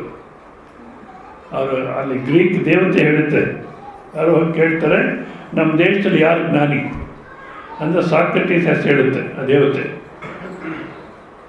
ಹೋಗಿ ಸಾಕ್ರೆಟಿಸ್ ಹತ್ರ ಹೇಳ್ತಾರೆ, ದೇವತೆ ಹೇಳುತ್ತೆ ನೀವೇ ಅಂತೆ ಜ್ಞಾನಿ ನಮ್ಮ ದೇಶದಲ್ಲಿ ಅಂತ. ನನಗೇನು ಗೊತ್ತಿಲ್ಲಪ್ಪ, ನನಗೇನು ಗೊತ್ತಿಲ್ಲ. ಅಲ್ಲ, ದೇವತೆ ಹೇಳ್ಬೋದು, ಅದು ನನಗೇನು ಗೊತ್ತಿಲ್ಲ. ಯಾಕೆಂದರೆ ಆ ತಿಳ್ಕೊಳ್ಳೋದು, ಮರ್ತೋಗೋದು ಇದೆಲ್ಲ ಯಾವುದ್ರ ಲಕ್ಷಣ? ಬುದ್ಧಿ ಲಕ್ಷಣ. ಸ್ವರೂಪದಲ್ಲಿನ ತಿಳಿವಿದೆಯೋ, ತಿಳಿವಿನ ಸ್ವರೂಪ ಅದು. ಆದರೆ ಮತ್ತೊಂದ್ರ ಬಗ್ಗೆ ತಿಳ್ಕೊಳ್ಳೋದು, ಮರ್ತೋಗೋದು ಅಲ್ಲಿಲ್ಲ. ಸೊ ಅದೇ ನಾನು ಅಂದಾಗ ಯಾವ ಜ್ಞಾನವೂ ಇಲ್ಲ. ಅದೇ ಜ್ಞಾನ ಸ್ವರೂಪ. ನನಗೇನು ಗೊತ್ತಿಲ್ಲ ಅಂತಾರೆ. ಮತ್ತೆ ದೇವತೆನ ಹೋಗಿ ಕೇಳ್ತಾರೆ, ನೀನು ಹೇಳ್ತೀಯ ದೇವತೆ ಸಾಕ್ರೆಟಿಸೇ ಜ್ಞಾನಿ ಅಂತ. ಇವರು ಸಾಕ್ರೆಟಿಸ್ ಒಪ್ಕೊಳ್ಳಲ್ಲ, ನನಗೇನು ಗೊತ್ತಿಲ್ಲ ಅಂತಾರೆ. ಅದಕ್ಕೆ ಆ ದೇವತೆ ಹೇಳುತ್ತೆ ಏನು ಗೊತ್ತಿಲ್ಲ ಅನ್ನೋದು ಗೊತ್ತಿದೆ ಅನ್ಕೊಂಡು ಅವರೇ ಜ್ಞಾನಿ. ಆ ಸ್ವರೂಪಕ್ಕೆ ಯಾವ್ದು ತಿಳ್ಕೊಬೇಕದು? ಅದೇ ಜ್ಞಾನ ಸ್ವರೂಪ. ಅದಕ್ಕೆ ಅವರೇ ಜ್ಞಾನಿ ಅಂತ. ಮತ್ತು ಇನ್ನೊಂದು ಅವರಲ್ಲಿ ಇನ್ನೊಂದು ಚೆನ್ನಾಗಿದೆ, ಅವರು ಇನ್ನೇನು ಪ್ರಾಣ ಹೋಗತಕ್ಕಂಥ ಸಮಯ ಅಂದರೆ ಗೌರ್ಮೆಂಟ್ನವ್ರು ಏನೋ ಕೇಸ್ ಹಾಕ್ಬಿಟ್ಟು 100 ಜನ ಜಡ್ಜಸ್ನ ಇಟ್ಟಿರ್ತಾರೆ. 100 ಜನ ಜಡ್ಜಿಗೂ ಸಾಕ್ರೆಟಿಸ್ ಆನ್ಸರ್ ಮಾಡ್ತಾರೆ. ಕೊನೆಗೆ ಅವ್ರಿಗೇನು ಶಿಕ್ಷೆ ಕೊಡಬೇಕು ಅಂತ ತೀರ್ಮಾನ ಮಾಡೋಕ್ಕಾಗಲ್ಲ. ಅದಕ್ಕೆ ಗೌರ್ಮೆಂಟು ಇನ್ನೊಬ್ಬ ಜಡ್ಜನ್ನು ಹಾಕಿರುತ್ತೆ, 101 ಜನ ಜಡ್ಜು. ಈಗ ಅವ್ನಿಗೇನು ತೀರ್ಮಾನ ಕೊಡಬೇಕು ಅನ್ನೋದನ್ನು ನೀವು 101 ಜನ ಇದ್ದೀರಾ, ವೋಟ್ ಹಾಕಿ ಅಂತಾರೆ. ಯಾಕೆ? 100 ಜನ ಇದ್ದರೆ ಏನು ತೀರ್ಮಾನ ಕೊಡೋಕ್ಕೂ ಸಾಧ್ಯವಿಲ್ಲ. ವೋಟ್ ಹಾಕಿಬಿಡಿ, ಯಾವುದಕ್ಕೆ ವೋಟ್ ಜಾಸ್ತಿ ಬರುತ್ತೋ ಆ ಶಿಕ್ಷೆ ಕೊಡೋಣ ಅಂದರೆ ಅವರು ಪ್ರಾಣ ತೆಗಿಬೇಕು ಅನ್ನೋದಕ್ಕೆ 51 ವೋಟ್ ಬರುತ್ತೆ. ಪ್ರಾಣ ತೆಗಿಲಿಕ್ಕೆ ಇನ್ನೊಂದು 2 ಗಂಟೆ ಟೈಮ್ ಕೊಡ್ತಾರೆ. 2 ಗಂಟೆ ಅಲ್ಲಿ ವಿಷ ಸಾಯಿಸ್ತೀವಿ ಅಂತಾರೆ. ಆನಂತರ ಮಾತಾಡ್ಕೊಂಡಿರ್ತಾರೆ. ಯಾರೋ ಒಬ್ಬ ಕೇಳ್ತಾನೆ, ಗೌರ್ಮೆಂಟ್ ನಿಶ್ಚಯ ಮಾಡಿದೆ, ಇನ್ನು 2 ಗಂಟೆ ಟೈಮ್, ಅದ್ರಲ್ಲಿ 1 ಗಂಟೆ ಆಗೋಯ್ತು, ಇನ್ನೊಂದು ಗಂಟೆ ನೀವಿರೋದು, ಆಮೇಲೆ ಪ್ರಾಣ ತೆಗಿತಾರೆ. ಅವ್ರು ತೆಗೆದ್ರೂ ಹೋಗುತ್ತೆ, ತೆಗೆದಿದ್ರೂ ಹೋಗುತ್ತೆ. ಅದಕ್ಕೆ ಯಾವಾಗ ಹೋಗ್ಬೇಕೋ ಅವಾಗ ಹೋಗುತ್ತೆ. ಅದಕ್ಕೆ ಯಾಕೆ ಒದ್ದಾಡೋದು ಬೇಡ ಅಂತಾರೆ. ಹೋಗಲಿ, ನಿಮ್ಮನ್ನು ಎಲ್ಲಿ ಸಮಾಧಿ ಮಾಡಬೇಕು ಅಂತಾರೆ. ಈಗಿನ ಕಾಲಕ್ಕೆ ಮುಂಚೆನೇ ಸಮಾಧಿ ರೆಡಿ ಮಾಡ್ಕೊಂಡಿರ್ತೀವಿ ನಾವು. ಸಾಕ್ರೆಟೀಸು ನಾನೊಂದು ಯಾವುದು ಅಂತ ಇಷ್ಟು ದಿವಸ ಹೇಳಿದ್ದೀನಿ, ಈಗಲೂ ಹೇಳ್ತೀನಿ, ಚೆನ್ನಾಗಿ ಅರ್ಥ ಮಾಡ್ಕೊಳ್ಳಿ. ಆಮೇಲೆ ಅದನ್ನ ಎಲ್ಲಿ ಸಮಾಧಿ ಮಾಡ್ತೀರೋ ನೋಡಿ. ಆ ನಿದ್ದೆ ಅಂತ ಹೇಳಿದಾಗ ಯಾವ ಸ್ವರೂಪ ಇದೆಯೋ ಅದನ್ನ ಎಲ್ಲಿ ಸಮಾಧಿ ಮಾಡ್ತೀರ? ಆಗೋದೇ ಇಲ್ಲ. ಆದರೆ ಅದನ್ನು ವಿಷೀಕರಿಸಿ ಹೇಳಲಿಕ್ಕೆ ಸಾಧ್ಯವಿಲ್ಲ. ಸೊ ಈ ಥರದ ಯಾವುದನ್ನು ವಿಷಯ ಮಾಡಿ ಹೇಳಲಿಕ್ಕೆ ಸಾಧ್ಯ ಇಲ್ವೋ ಅಂಥದನ್ನ ಅರ್ಥ ಮಾಡ್ಕೋಬೇಕಾದ್ರೆ ನಮ್ಮಲ್ಲಿ ಜ್ಞಾನನಿಷ್ಠೆ ಅನ್ನತಕ್ಕಂಥದ್ದು, ಜ್ಞಾನನಿಷ್ಠೆ ಪಡೆಯತಕ್ಕಂಥ ಮಾರ್ಗ ಯಾವುದು, ನಮ್ಮಲ್ಲಿ ಏನೇನು ಯೋಗ್ಯತೆ ಇರಬೇಕು ಅನ್ನತಕ್ಕಂಥ ಈಗಾಗಲೇ ಹೇಳಿದ್ದಾರೆ. ಯಾವುದು 3 ಹೇಳಿದರು ಹಿಂದಿನ ಶ್ಲೋಕದಲ್ಲಿ. ಯಾವುದು 49ನೇ ಶ್ಲೋಕದಲ್ಲಿ ಅಸಕ್ತ ಬುದ್ಧಿ ಜಿತಾತ್ಮ ವಿಗತ ಸ್ಪೃಹ ಅಂತ. ಈಗ 51ನೇ ಶ್ಲೋಕವನ್ನು ನೋಡಿ. ಶ್ರೀ ಭಗವಾನುವಾಚ. 18ನೇ ಅಧ್ಯಾಯದ 51ನೇ ಶ್ಲೋಕ. ಶ್ರೀ ಭಗವಾನುವಾಚ. ಬುದ್ಧ್ಯಾ ವಿಶುದ್ಧಯಾ ಯುಕ್ತಃ ಬುದ್ಧ್ಯಾತ್ಮಾನಂ ನಿಯಮ್ಯ ಚ ಶಬ್ದಾದೀನ್ ವಿಷಯಾನ್ ತ್ಯಕ್ತ್ವಾ ರಾಗದ್ವೇಷೌ ಉದಸ್ಯ ಚ ಬುದ್ಧ್ಯಾ ವಿಶುದ್ಧಯಾ ಯುಕ್ತಃ ಬುದ್ಧ್ಯಾತ್ಮಾನಂ ನಿಯಮ್ಯ ಚ ಶಬ್ದಾದೀನ್ ವಿಷಯಾನ್ ತ್ಯಕ್ತ್ವಾ ರಾಗದ್ವೇಷೌ ವಿದಸ್ಯ ಚ. ಬುದ್ಧಿಯ ಅಂದರೆ ಬುದ್ಧಿಯ ಅಧ್ಯವಸಾಯಾತ್ಮಿಕಯ ಅಂದರೆ ನಿಶ್ಚಯ ಗುರು ಬಂದ ಅಂತಃಕರಣದಲ್ಲಿ ನಿಶ್ಚಯ ಬಂದರೆ ಬುದ್ಧಿ ಅಂತಾರೆ. ಆ ನಿಶ್ಚಯವಾಗಿರತಕ್ಕಂಥ ಬುದ್ಧಿ ವಿಶುದ್ಧಯ ಮಾಯಾರಹಿತಯ, ಒಳಗಡೆ ಒಂದು ಹೊರಗಡೆ ಒಂದು ಇರಬಾರ್ದು. ಏನಿದು ಸ್ಪಷ್ಟ ಮಾಡಿ ಹೇಳ್ಬಿಡ್ಬೇಕು.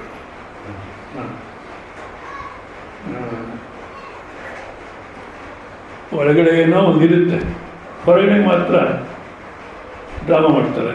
ಸ್ವಾಮೀಜಿ ಆಗಿದ್ದರೆ ವ್ಯವಹಾರ ನಡೆಯೋದು, ಇಲ್ಲದಿದ್ದರೆ ವ್ಯವಹಾರ ನಡೆಯೋಲ್ಲ ಅಂತಾರೆ. ನಿಜ ನಾವು ಆಗ ಅಂದ್ಕೊಳ್ತೀವಿ ಅಷ್ಟೇ. ಒಂದು ಸಲ ಸ್ಪಷ್ಟವಾಗಿ ಹೇಳಿಬಿಟ್ರೆ ಅವ್ರು ಹೇಳಿದ ಮೇಲೆ ಅಷ್ಟೇ ಜನ ಹೇಳಿದ ಮಾತು ನಂಬ್ತಾರೆ. ನಾವು ಒಂದು ಸಲ ಹೇಳ್ತೀವಿ, ಅದಕ್ಕೆ ವಿರೋಧ ನಡ್ಕೊಳ್ತೀವಿ. ಅಂದರೆ ಒಂದು ಸಲ ನೋಡ್ತಾರೆ, 2 ಸಲ ನೋಡ್ತಾರೆ. ಇವಾಗ ಯಾರೋ ಒಬ್ಬರನ್ನ ರಾಯದಲ್ಲಿ ಪ್ರವಚನಕ್ಕೆ ಕರಿತೀವಿ, ಯಾರು ಅಂತ ಹೇಳೋದು ಕೂಡ ಪ್ರವಚನಕ್ಕೆ ಕರೀತಾ ಇದ್ದಾರೆ. ಬರ್ತೀನಿ ಅಂತಾರೆ. ಆ ಸಮಯಕ್ಕೆ ಬರೋದೇ ಇಲ್ಲ. ಸುಮಾರು 3-4 ವರ್ಷ ಈಗ ಮಾಡ್ತಾರೆ, ಬರೋಲ್ಲ. ಅದಕ್ಕೆ ಅವ್ರು ಹೇಳಿದ್ರು, ಈ ಬರ್ತೀನಿ ಅಂತ 3-4 ವರ್ಷದ ಅವ್ರು ಬರ್ತಾರೇ ಇಲ್ಲ, ಇನ್ನು ಅವ್ರು ವೇದಾಂತನ ಹೇಗೆ ನಂಬೋದು ನಾವು? ಹೌದಲ್ಲ? ಆದ ಕಾರಣ ವ್ಯವಹಾರದಲ್ಲೂ ಏನು ಮನಸ್ಸಿನಲ್ಲಿದೆ ಅದನ್ನು ಹೇಳಿಬಿಡ್ಬೇಕು. ಹೌದಾ? ಒಳಗಡೆ ಒಂದು ಹೊರಗಡೆ ಒಂದು, ಅದೇ ಸ್ಪ್ಲಿಟ್ ಪರ್ಸನಾಲಿಟಿ ಅಂತಾರೆ. ನಮ್ಮಲ್ಲೇ ವ್ಯಕ್ತಿತ್ವ ಬೇರೆ ಬೇರೆ ಆಗಿಬಿಡುತ್ತೆ. ಈಗ ಆರ್ಜವಾನ್ ನೋಡಿದ್ವಿ, ಮನಸ್ಸಿನಲ್ಲಿ ಯೋಚನೆ ಮಾಡತಕ್ಕಂಥದ್ದು, ಬಾಯಿನಲ್ಲಿ ಮಾತನಾಡತಕ್ಕಂಥದ್ದು, ಕೈನಲ್ಲಿ ಮಾಡತಕ್ಕಂಥ ಕೆಲಸ 3 ಒಂದೇ ಆಗಿರಬೇಕು. ಮನಸ್ಸಿನಲ್ಲಿ ಏನೋ ಯೋಚನೆ ಮಾಡ್ತೀವಿ, ಬಾಯಿನಲ್ಲಿ ಏನೋ ಹೇಳ್ತೀವಿ, ಕೈನಲ್ಲಿ ಇನ್ನೇನೋ ಕೆಲಸ ಮಾಡ್ತೀವಿ ಅಂದರೆ ಅವಾಗೇನು ಮಾಡುತ್ತೆ, ಏನಾಗುತ್ತೆ, ಕೆಲಸ ಮಾಡೋನಿಗೂ ಯೋಚನೆ ಮಾಡೋನಿಗೂ ಮಾತಾಡೋನಿಗೂ ಸಂಬಂಧ ಇರೋಲ್ಲ. ಎಷ್ಟು ನನಗೆ ಅಂದ್ಕೊಂಡೇ ಇಲ್ಲ, ಅದು ಹೇಗೆ ನಡೆದೋಯ್ತೋ ಏನೋ, ನನ್ನ ನಿಜವಾದ ಉದ್ದೇಶ ಇರಲಿಲ್ಲ, ನಡೆದೋಯ್ತು ಅಂತಾರೆ. ಹೌದಲ್ಲ? ಯಾಕೆ? ಕೆಲಸ ಮಾಡೋನಿಗೂ ಯೋಚನೆ ಮಾಡೋನಿಗೂ ಅವರೆಲ್ಲ ಹೊಂದಾಣಿಕೆ ಇಲ್ಲ. ಆದ ಕಾರಣ ವಿಶುದ್ಧ ಅಂದರೆ ಮಾಯ ಅನ್ನತಕ್ಕಂದರೆ ಹೊರಗೊಂದು ಒಳಗೊಂದು ಇರಬಾರ್ದು.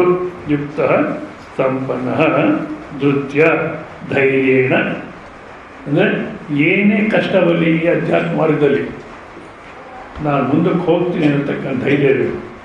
ಧೈರ್ಯ ಅಂದರೆ ಪ್ರಪಂಚದಲ್ಲಿ ಎದುರಿಸ್ತೀನಿ ಅಂತಲ್ಲ. ಅಧ್ಯಾತ್ಮ ಮಾರ್ಗದಲ್ಲಿ ಯಾವುದೇ ಅಡ್ಡಿ ಬಂದ್ರೂ ಅದನ್ನು ಪಕ್ಕಕ್ಕೆ ಸರಿಸಿ ಮುಂದಕ್ಕೆ ಹೋಗ್ತೀನಿ. ಎಲ್ಲಿ ಕಣ್ಣಿಗೊಂದು ಪಿಳ್ಳೆನವ ಅಂತ ಅಡ್ಡಿಗಳು ಹುಡುಕ್ತಲೇ ಇರ್ತಾರೆ.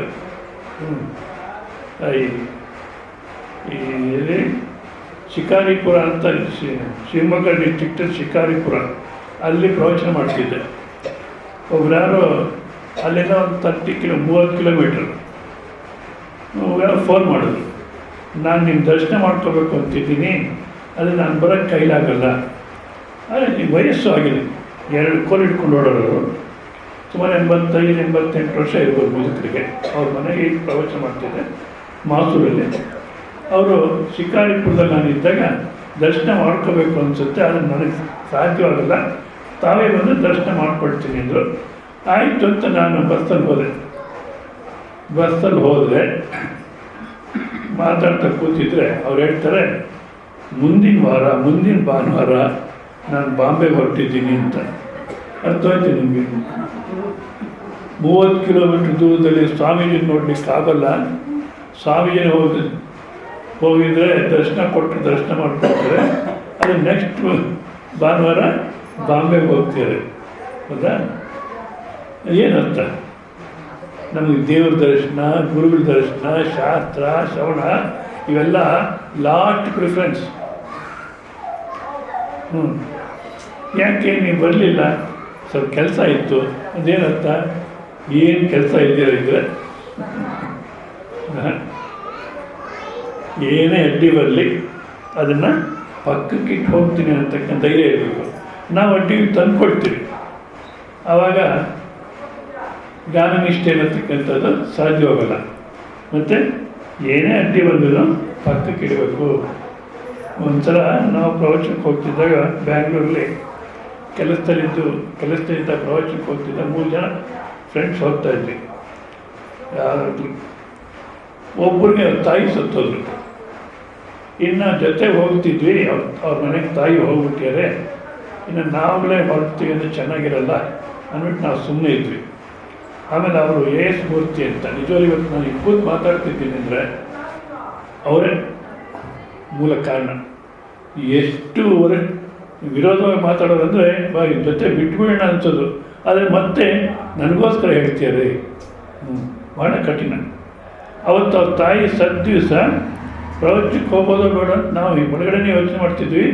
ಅವರು ಹೋಗೋಣ ನಡೀರಿ, ಚಿನ್ಮಯದ ಪ್ರವಚನ ನಡೀತಿತ್ತು, ಬೆಳಿಗ್ಗೆ ಕ್ಲಾಸು, ಹೋಗೋಣ ನಡೀರಿ. ಅಲ್ಲ ನಿಮ್ಮ ತಾಯಿ ಯಾರೋ ಒಬ್ಬರು ಸಾಯ್ತಿರ್ತಾರೆ, ಏನೋ ಒಂದು ನಡೀತಲೇ ಇರ್ತಿದ್ರು, ಹೋಗೋಣ ನಡೀರಿ. ಯಾಕೆಂದರೆ ಇವರೆಲ್ಲ ಇನ್ನೂ ಅದು ಇಟ್ಕೊಂಡು ಅಳ್ತಾ ಕೂತಿರ್ತಾರೆ, ಇನ್ನೂ ಈಗಲೇ ಎತ್ತಲ್ಲ, ಹೋಗೋಣ ನಡೀರಿ ಅಂತ ಪ್ರವಚನ ಮುಗಿಸ್ಕೊಂಡು ಬಂದ್ವಿ. ಇನ್ನೂ ಹಾಗೆ ಇತ್ತು, ಮತ್ತು ಆ ಕಾರ್ಯದಲ್ಲಿ ಇನ್ವಾಲ್ವ್ ಆದರು. ಅದೇ ಯಾವುದೇ ಅಡ್ಡಿ ಬರಲಿ ಪಕ್ಕಕ್ಕೆ ಸರಿಸ್ಬಿಟ್ಟು ಮುಂದಕ್ಕೆ ಹೋಗ್ತೀವಿ ಅಂತಕ್ಕಂಥ ಧೈರ್ಯ ಇರಬೇಕು ನಮಗೆ. ನಾವೇನು ಮಾಡ್ತೀವಿ, ಆದಷ್ಟು ಹುಡುಕ್ತೀವಿ ಏನನ್ನ ಸಿಗುತ್ತಾ ಅಂತ. ಅದಕ್ಕೆ ತಪ್ಪಿಸ್ಕೊಳ್ಳೋಕ್ಕೆ ಧೈರ್ಯೇನ ಆತ್ಮಾನಂ ಕಾರ್ಯಕರಣ ಸಂಗಾತಂ ನಿಯಮ್ಯ. ನೃತ್ಯ ಆತ್ಮಾನಂ ನಿಯಮ್ಯ ಅಂತಿದೆ. ಅಂದರೆ ಕಾರ್ಯಕರಣ ಸಂಗಾತಂ ನಿಯಮ್ಯ. ಶರೀರ, ಇಂದ್ರಿಯ, ಬುದ್ಧಿ, ಮನಸ್ಸು ಇದೇನಿದೆಯೋ ಇದನ್ನು ನಿಯಂತ್ರಿಸಿರಬೇಕು, ನಿಗ್ರಹ ಮಾಡಿರಬೇಕು. ನಿಯಮನ ಕೃತ್ವ ಅಂದರೆ ವಶೀಕೃತ್ಯ ಅದೇನು? ವಿವೇಕದಲ್ಲಿ ಅನವಶ್ಯಕವಾಗಿ ಶರೀರ ಅನ್ನತಕ್ಕಂಥ ಕಲ್ಲಬಾರ್ದು. ನಾನು ಹೇಳಿದ್ನಲ್ಲ, ದೇವಸ್ಥಾನಕ್ಕೆ ಹೋದರೆ ಯಾತಕ್ಕೆ ಹೋಗ್ತೀವಿ ದೇವಸ್ಥಾನಕ್ಕೆ? ಯಾತಕ್ಕೋಸ್ಕರ ಹೋಗ್ತೀವಿ? ಮೊನ್ನೆ ಯಾರು ಹೇಳಿದೆ, ಅಲ್ಲ ಇಲ್ಲಿ ಕೂತ್ಕೊಂಡು ಯಾಕೆ ಈ ಥರ ಮಾತಾಡ್ತೀರಾ? ಯಾವುದೋ ಒಂದು ಕಡೆ ಇಲ್ಲಿ ಕೂತ್ಕೊಂಡು ಯಾಕೆ ಈ ಥರ ಮಾತಾಡ್ತೀರಾ? ಸ್ವಾಮೀಜಿ, ನಾನು ಇವತ್ತೇ ಊರಿಂದ ಬಂದಿದ್ದೀನಿ, ಇವರು ಮತ್ತೆ ಸಿಗೋಲ್ಲ, ಅದಕ್ಕೋಸ್ಕರ ಊರಿಂದ ಅವ್ರ ಮನೆಗೆ ಬಂದಿದ್ದೋ ದೇವಸ್ಥಾನಕ್ಕೆ ಬಂದಿದ್ದೀರೋ ಅಂದರೆ ನಾನು ಇಲ್ಲ, ಅವ್ರ ಮನೆಗೆ ಮತ್ತು ಅಲ್ಲೇ ಕೂತ್ಕೊಂಡು ಮಾತಾಡಿ. ದೇವಸ್ಥಾನಕ್ಕೆ ಬಂದು ಇದೇ ವ್ಯವಹಾರ ನಾವು ಮಾಡೋದಾದರೆ, ಆಶ್ರಮಕ್ಕೆ ಬಂದು ಮನೆಯಲ್ಲಿ ಏನು ಮಾಡ್ತಿದ್ದೋ ಅದೇ ಮಾಡೋದಾದರೆ, ಇನ್ನು ದೇವಸ್ಥಾನ ಅಂತ ಅನ್ನಿಸ್ಕೊಡುತ್ತೋ, ಆಶ್ರಮ ಅಂತ ಅನ್ನಿಸ್ಕೊಡುತ್ತೋ? ಎಲ್ಲಿ ಯಾವ ರೀತಿ ಇರಬೇಕು, ಆ ವಿವೇಕ ಇರಬೇಕು. ಮತ್ತು ಯಾವ ವ್ಯವಹಾರ ನನ್ನನ್ನು ಅಧ್ಯಾತ್ಮ ಮಾರ್ಗದಿಂದ ದೂರ ತೊಗೊಂಡೋಗುತ್ತೋ ಆ ವ್ಯವಹಾರಕ್ಕೆ ಹೋಗಬಾರ್ದು. ಹೇಳಿದ ದೈವಿ ಸಂಪತ್ತು ಅಂದರೆ ಎಲ್ಲವೂ ದೈವಿ ಸಂಪತ್ತು ಸಾಕಷ್ಟು ಹೇಳಿದಾರಲ್ಲ, ಅದರಲ್ಲಿ ಜ್ಞಾನ ಯೋಗ ವ್ಯವಸ್ಥಿತಿ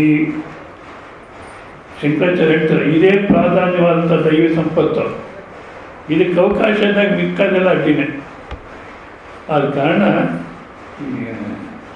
ಇಂದ್ರಿಯ, ಮನಸ್ಸು, ಶರೀರ ಎಲ್ಲವೂ ನಿಗ್ರಹ ಮಾಡಿರಬೇಕು, ವಿವೇಕದಲ್ಲಿ ಇಟ್ಕೊಂಡಿರಬೇಕು. ಶಬ್ದಾದೀನ್ ವಿಷಯಾನ್ ತ್ಯಕ್ತ್ವ, ಶಬ್ದ ಸ್ಪರ್ಶ ರೂಪ ರಸ ಗಂಧ ಇನ್ನೂ ಏನೇನಿದೆಯೋ ಶಬ್ದಾದಿ ಯೇಷಾಂತೆ ಶಬ್ದಾದಿ ತಾನ್ ವಿಷಯಾನ್ ತ್ಯಕ್ತ್ವ ಅವುಗಳನ್ನೆಲ್ಲ ಬಿಟ್ಬಿಡಬೇಕು. ಬಿಟ್ಬಿಡ್ಬೇಕು ಅಂದೇನಪ್ಪ? ಹಾಗೆಲ್ಲ ಸಮಜಿ ಬಿಟ್ಬಿಟ್ರೆ ಜೀವನ ನಡೆಯೋದು ಹೇಗೆ? ಅದಕ್ಕೆ ಹೇಳ್ತಾರೆ ಶರೀರ ಸ್ಥಿತಿ ಮಾತ್ರ ಹೇತುಭೂತ. ಭಾಷೆಗಳು ಓದೋದು ನಾವು ಎಷ್ಟು ಸ್ಪಷ್ಟ ಮಾಡ್ತಾರೆ. ಶರೀರ ಸ್ಥಿತಿ ಮಾತ್ರ ಹೇತುಭೂತ ಕೇವಲ ಮುಕ್ತ. ಶರೀರ ನಿರ್ವಹಣೆಗೆ ಎಷ್ಟು ಮಾತ್ರ ಬೇಕೋ ಅಷ್ಟನ್ನು ವ್ಯವಹಾರ ಇಟ್ಕೋ. ಒಂದೊಡೆ ಆಯಿತು ನಿಮ್ಗಾದ್ರೆ ಪರವಾಗಿಲ್ಲ ಸ್ವಾಮೀಜಿ, ಬೆಳಿಗ್ಗೆ ಟಿಫನ್ ತಂದು ಕೊಟ್ಬಿಟ್ರೆ ಇಲ್ಲಿ 11 ಗಂಟೆಗೆ ಬರೋ ತನಕ ತಿನ್ಕೊಂಡು ಮಲಗಿರ್ತಿರೋ ಓದ್ತಿರ್ತಿರೋ, ಹೌದಾ? ತಂದು ಕೊಟ್ಬಿಟ್ರೆ ಮತ್ತೆ ಇಲ್ಲಿ ಪ್ರವಚನ ತನಕ ನೀವು ಮಲಗಿರ್ಬೋದು ಅಥವಾ ಓದ್ತಿರ್ಬೋದು, ನಿಯಮ ಏನಿಲ್ಲ, ಹೌದಾ? ಮತ್ತು ಇಲ್ಲಿಂದ ಹೋದ್ಮೇಲೆ ರಾತ್ರಿ ತಂದು ಕೊಡೋ ತನಕ ಸುಮ್ಮನಿರ್ಬೋದು ನೀವು. ನಮ್ಗೆ ಹಾಗಾಗುತ್ತಾ? ಅಂದರೆ ಶರೀರ ನಿರ್ವಹಣೆಗೆ ಎಷ್ಟು ಬೇಕೋ ಅಷ್ಟು ಸನ್ಯಾಸಿಗೆ. ಗೃಹಸ್ಥ ಜೀವನದಲ್ಲಿ ಗೃಹಸ್ಥ ಜೀವನ ನಿರ್ವಹಣೆಗೆ ಎಷ್ಟು ಬೇಕೋ ಅಷ್ಟು ಮಾತ್ರ. ಇವು ಒಂದು ತಗೊಳ್ಳಿ, ಎಷ್ಟು ಬೇಕಪ್ಪ? ಒಬ್ಬೊಬ್ರಿಗೆ ಒಂದೊಂದು ಚಪ್ಪಲಿ ಅಂಗಡಿ ಇರುತ್ತೆ ಮನೆಗಳಲ್ಲಿ, 4 ಜೊತೆ 5 ಜೊತೆ ಬೇಕಷ್ಟು. ಮತ್ತು ಪ್ಯಾಂಟು ಶರ್ಟ್ಗಳಾದರೆ ಒಂದು ಕಬೋರ್ಡ್ ತುಂಬ ಇರುತ್ತೆ. ಇನ್ನು ಸೀರೆಗಳಂತೂ ಲೆಕ್ಕ ಹಾಕೋಕ್ಕಾಗಲ್ಲ, ಅಷ್ಟಿರುತ್ತೆ. ಈ ಅವಶ್ಯಕತೆ ಇದೆಯಾ? ಶರೀರ ನಿರ್ವಹಣೆಗೆ ಎಷ್ಟು ಬೇಕೋ ಅಷ್ಟು ಮಾತ್ರ.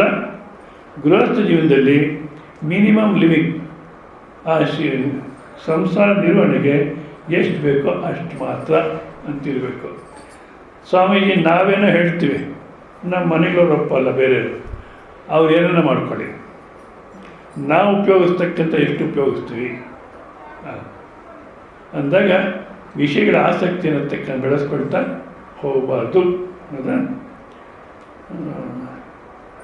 ವಿಷಯಾನ್ ತ್ಯಕ್ತ ಶರೀರ ಸ್ಥಿತಿ ಮಾತ್ರ ಹೇತುಭೂತಾನ್ ಕೇವಲಾನ್ ಮುಕ್ತ ತಥೋ ಅಧಿಕಾನ್ ಸುಖಾರ್ಥಾನ್ ತ್ಯಕ್ತ್ವ. ಶರೀರ ನಿರ್ವಹಣೆಗೆ ಎಷ್ಟು ಮಾತ್ರ ಬೇಕೋ ಅಷ್ಟು ನಿಟ್ಕೋ, ಅದಕ್ಕಿಂತ ಜಾಸ್ತಿ ಯಾಕೆ ಸುಖ ಕೊಡುತ್ತೆ, ಸುಖ ಕೊಡುತ್ತೆ ಅನ್ನತಕ್ಕಂಥ ದೃಷ್ಟಿಯಿಂದ ವಿಷಯಗಳನ್ನು ಸಂಗ್ರಹ ಮಾಡಲಿಕ್ಕೆ ಹೋಗಬೇಡ, ಬಿಟ್ಟುಬಿಡೋದನ್ನು. ಶರೀರ ಸ್ಥಿತ್ಯರ್ಥತ್ವೇನ ಪ್ರಾಪ್ತೇಶು, ಅದರಲ್ಲೂ ಶರೀರ ಸ್ಥಿತಿಗೋಸ್ಕರ ಯಾವುದನ್ನು ಇಟ್ಕೊಂಡಿದ್ದೀವೋ ಅದರಲ್ಲಿ ಕೂಡ ರಾಗದ್ವೇಷ ಉದಸ್ಯ, ಅದರಲ್ಲೂ ರಾಗದ್ವೇಷ ಇರಬಾರ್ದು. ಅದರಲ್ಲೂ ಮಮಕಾರ ಅನ್ನತಕ್ಕಂಥ ಇರಬಾರ್ದು, ನಂದು ಅನ್ನತಕ್ಕಂಥದ್ದು ಇರಬಾರ್ದು. ಇದಕ್ಕೆ ಇವರು ಭರ್ತೃಹರಿ ಮಹಾರಾಜ್ ರಾಜನಾಗಿರ್ತಾರೆ, ಬಿಟ್ಟು ಹೊರಟೋಗ್ತಾರೆ. ಒಂದು ದಿವಸ 7 ದಿವಸಗಳ ಕಾಲ ಇದನ್ನು ಮಾತ್ರ ಕೇಳಿ, ಮತ್ತು ಇನ್ಯಾವುದೋ ಯೋಚನೆ ಮಾಡಬೇಡಿ. ಭರ್ತೃಹರಿ ಮಹಾರಾಜ್ ಅಂತ ಅದು ಕಥೆಗಳು ಬೇಕಾದಷ್ಟಿವೆ, ನಾನೇ ಹೇಳಿರ್ತೀನಿ. ಇಲ್ಲಿ ಇಷ್ಟು ಮಾತ್ರ, 7 ದಿವಸಗಳ ಕಾಲ ಅವ್ರಿಗೆ ಆಹಾರ ಸಿಗೋಲ್ಲ, ಹೌದಾ?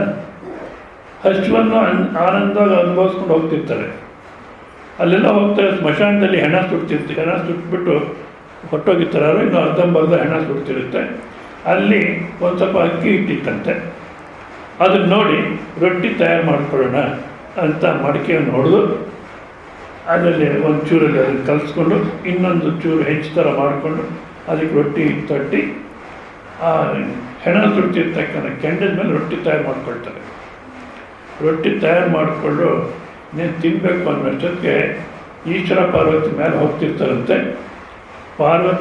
ಈಶ್ವರ ತಲೆ ತೆಗೆದು ನಮಸ್ಕಾರ ಮಾಡ್ತಾರಂತೆ.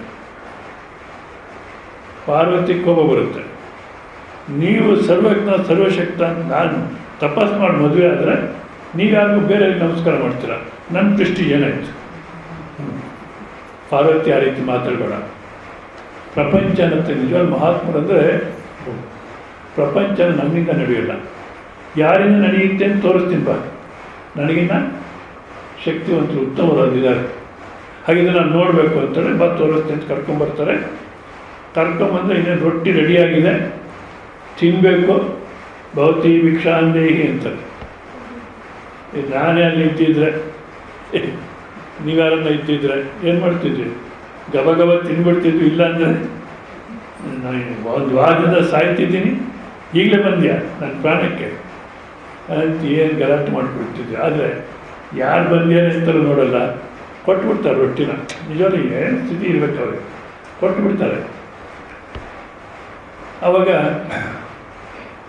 ನಾವು ಈಶ್ವರ ಪಾರ್ವತಿ ಬಂದಿದ್ದೀವಿ, ನಿಂಗೆ ಏನು ಬೇಕು ಕೇಳು.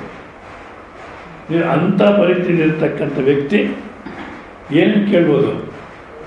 ಒಂದು ಒಳ್ಳೆ ಇರೋಕ್ಕೆ ಸ್ಥಳ, ಮತ್ತು ಅಡುಗೆ ವ್ಯವಸ್ಥೆ, ಅಡುಗೆ ಮಾಡೋನು ಏನೇನೋ ಕೇಳ್ಬೋದಾಗಿತ್ತಲ್ಲ.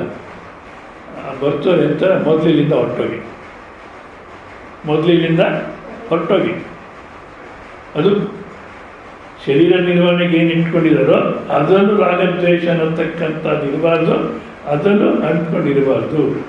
ಈ ಥರ ಅನ್ನತಕ್ಕಂಥ ಇದ್ದರೆ ಅಂಥವ್ರಿಗೆ ಜ್ಞಾನ ನಿಷ್ಠೆ ಅನ್ನತಕ್ಕಂಥ ಸಾಧ್ಯ.